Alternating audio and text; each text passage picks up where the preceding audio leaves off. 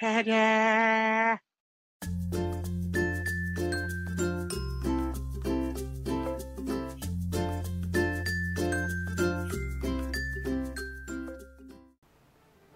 Hello fantasy gamers, Matthew here from Grey Army Gaming in surprisingly sunny Lund, Sweden.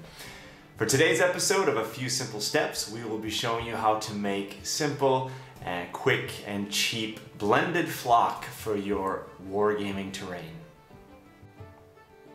To begin this video, I can show you the final product that we were shooting for. Here we have a little sample of the blended flock, which is the two shades of greens mixed together. This, as you can tell, this works really well for a base coat for all sorts of different terrain projects. Here we have a simple hill with the nice varied shades of green on it. I've used it on many bases for different things like stones. So here's a nice boulder with some flock spread around in the crevices. Makes it really nice. I also use it on trees, tree bases and trees actually on the tops of trees. So here we have some nice flock spread out around here, around the different root system, but also some blended flock that I sprinkled on top of the trees to give it a more realistic look. And last but not least, it works very well for the basing foundations for buildings. In this specific case, I spread it out all the way around this little cottage here. I've put it in the trees, I've put it over here in the bushes. And it gives a nice sort of varied, diverse look to the base of the building. So let's dive in, look at the materials we need, and get started. What I love about this project is just how incredibly simple it is. The supplies you're going to need are very few and very easy to get. First of all, you're going to need your base foundational product here, which is going to be your sawdust.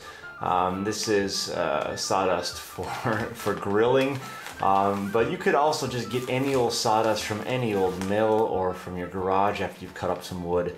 Just make sure it's a good fine sawdust.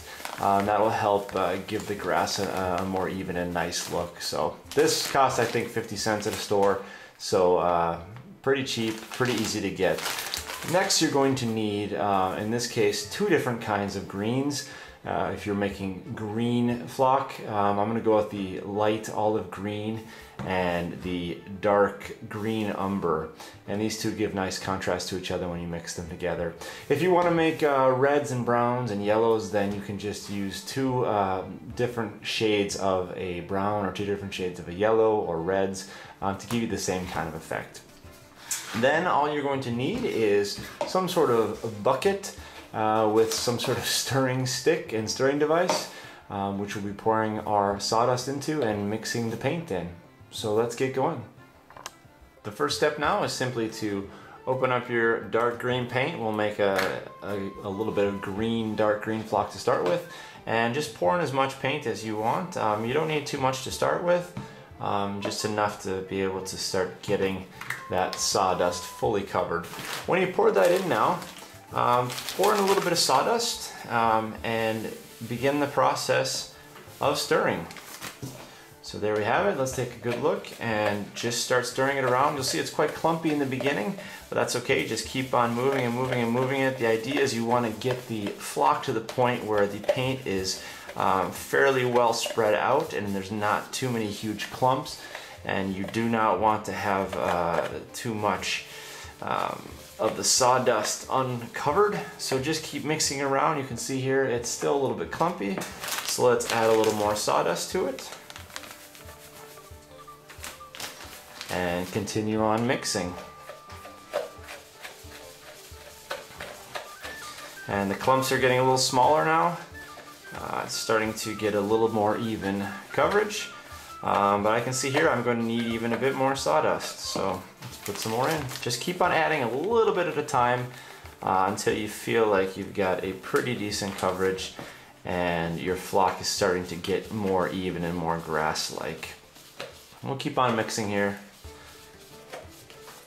It's getting better. As you can see here, the paint is starting to spread out pretty nicely.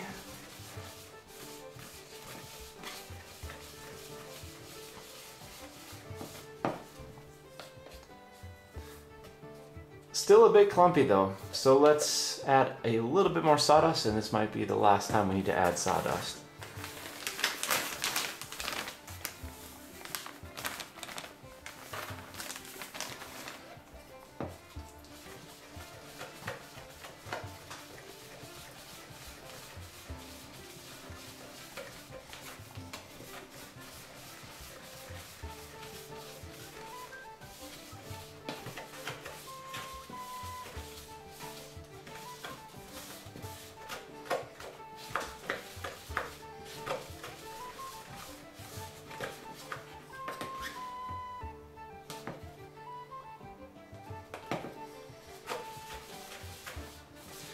You can see here now we've come to something of a saturation point, and you can begin to tell that you have enough sawdust when the sawdust now is starting to, you can see some of the yellows here coming out, which means that not all the paint has actually made its way into the sawdust.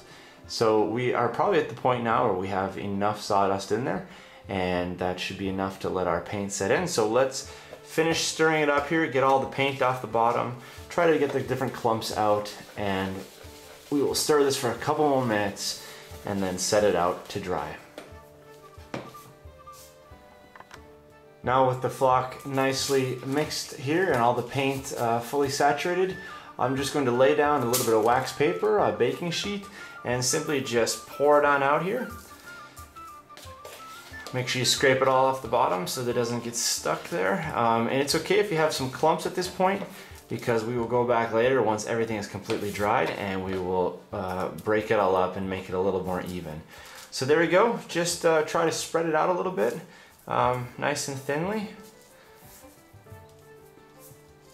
like this. And once you get it all spread out and some of the clumps taken out, let that dry for a few hours or even overnight if you have the chance, and you'll be ready to come back now and to begin to break this up into small granules that you'll be using for your terrain coverage. So let's let this rest for a bit and come back in a few hours. Alright, now we've waited for a full 24 hours to let all of this flock dry and let the paint really set into the sawdust. And now what we can do is just simply go through and start breaking it up. You can see it's kind of clumpy right now. But what we're going to do is just take our fingers and break up these clumps. Some people might use a sieve to run it through. I think it's just easy enough with your fingers. Spend a few minutes and just break it up so it's nice and fine. And now you can see after we've gone through with our fingers, we have taken this flock and got all the clumps out, and what we're left with is this beautiful, fine, nice looking flock. So you can see it'll be really easy now to apply to our wargaming terrain. And now for our final step. Because our goal in this video is to make blended flock, what we're going to do now is just show you how to blend these two together.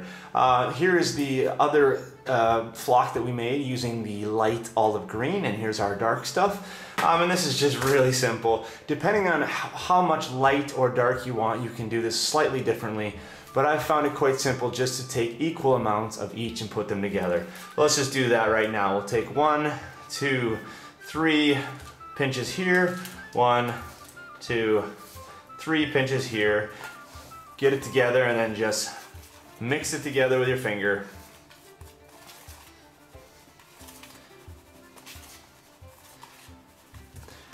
And there you go.